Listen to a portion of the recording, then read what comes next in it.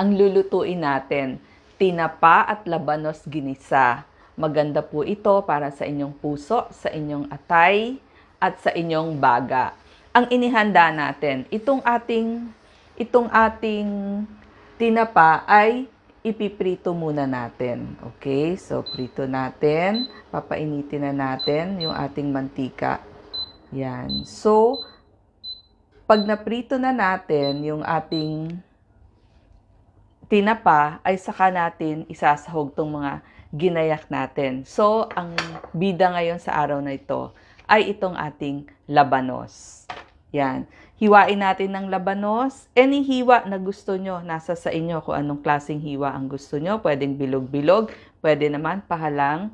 Tapos, magpe-prepare tayo ng hiniwang bawang at sibuyas. So, ito na. Pinaliit na natin.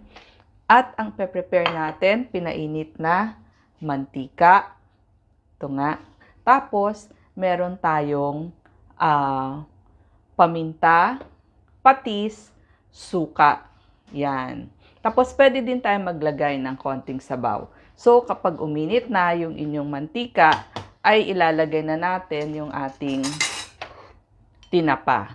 So, sabi nga, kumain ng isda, at least 2 beses sa isang linggo. Yan ang sabi ng ating American Heart Association. Tsaka ng Philippine Heart Association din natin. Okay? So, painitin natin muna.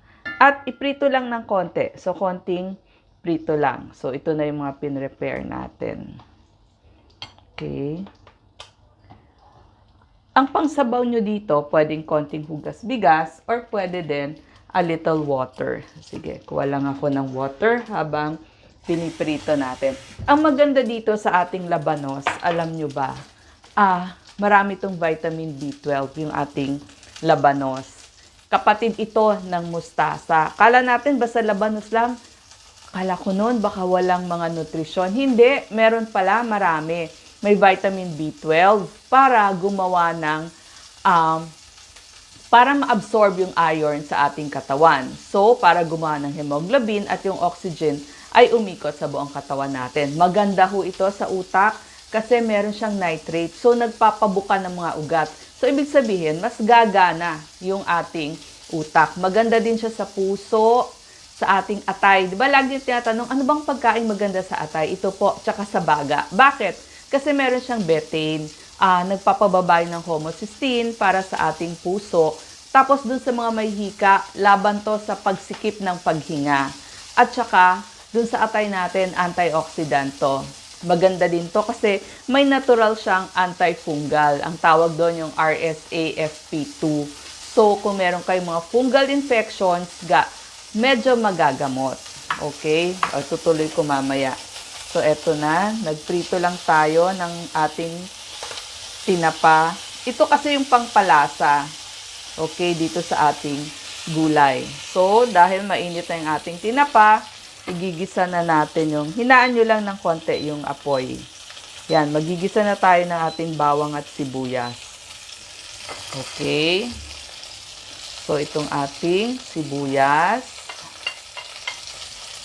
Yan, gisa-gisa konti.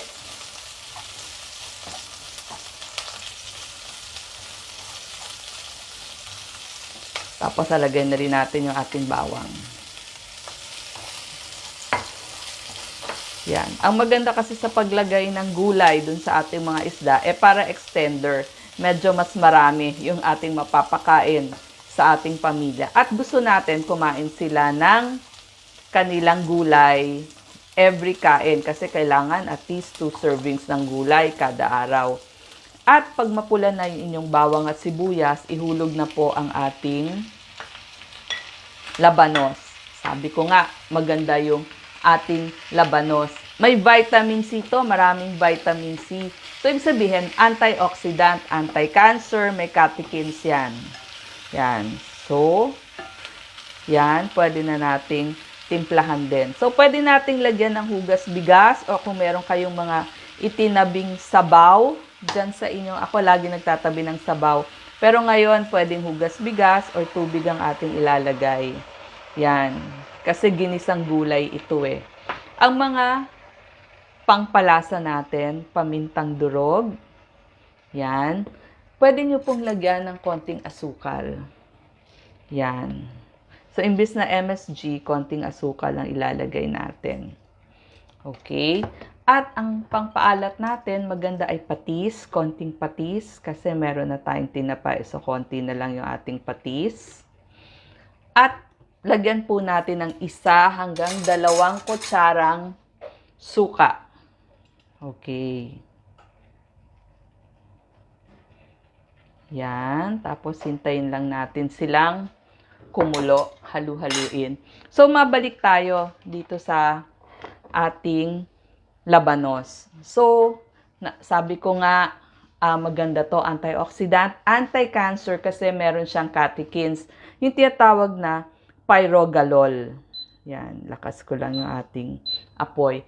Pyrogalol, vanillic acid, phenolic compound. So, lahat ho yan laban sa cancer. Maganda ang ating labanos sa mga may diabetes. Bakit? Kasi low glycemic index, may glucosinolates, tsaka isothiocyanate. Tsaka ito ang gulay na may CoQ10, kung naririnig nyo. Nagpapababa yun ng blood sugar. Antioxidant din yon. At sa liver nga, nagtatanggal to ng toxins, tong ating labanos. Tapos, maganda dito sa buto kasi may calcium, may phosphorus, may magnesium. So, sa atay naman, meron siyang indole 3-carbinol at 4-methylthiotributanyl. So, maganda talaga to. Kung nagtatanong kayo anong pwedeng kainin para sa inyong atay, maganda din to sa inyong kutis kung gusto nyo magpaganda kasi may zinc, may phosphorus. So, laban sa panunuyo ng balat. Tsaka pwede siya laban sa acne, tsaka sa rashes. At meron din siyang folate para sa inyong RBC, DNA, paggawa ng DNA, at para dun sa inyong mga sanggol. So, hintayin nyo na lang po itong kumulo. Pwede kayong maglagay ng mga green leafy vegetable kung gusto ninyo. So, paghaluin nyo lang. Yan. Pwede nyong lagyan ng dahon ng sili. Actually, masarap to with dahon ng sili, dahon ng kulitis, or any green leafy vegetable na tanim ninyo dyan sa inyong likod bahay. So, ito na po ang ating finished product. Ginisang tinapa na may labanos. So, meron na tayong isda, meron pa tayong gulay. Okay. So, yan ang pinapakain natin para sa ating atay. Yung mga nagtatanong, puso, atay, tsaka baga. At bagay sa may diabetes. Salamat po.